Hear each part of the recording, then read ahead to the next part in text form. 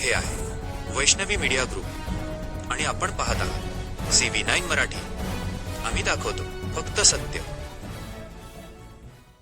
जावयाने मित्राच्या मदतीने केली सासऱ्याची हत्या, मृतदेह पाईपमध्ये लपविला.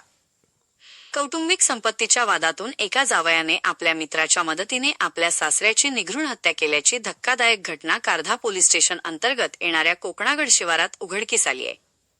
या प्रकरणी पोलिसांनी आरोपी जावई आणि त्याच्या एका साथीदाराविरुद्ध खुनाचा गुन्हा दाखल करीत अटक केली असून न्यायालयाने दोघांना 16 जानेवारीपर्यंत पोलीस कोठडी दिली आहे.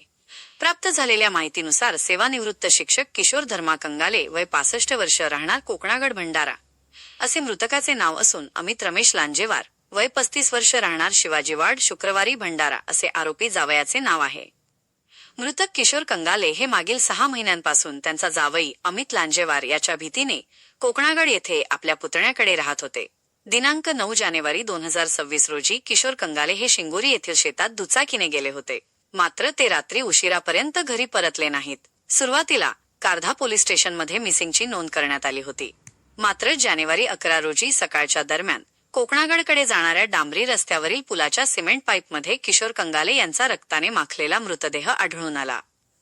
आरोपी अमित लांजेवार आणि त्याच्या साथीदार योगेश पाठक यांनी संगनमत करून किशोर कंगाले यांचा खून केला आणि पुरावा नष्ट करण्याच्या उद्देशाने मृतदेह पुलाखाली लपवून ठेवल्याचा आरोप फिर्यादी मंगेश कंगाले यांनी केला.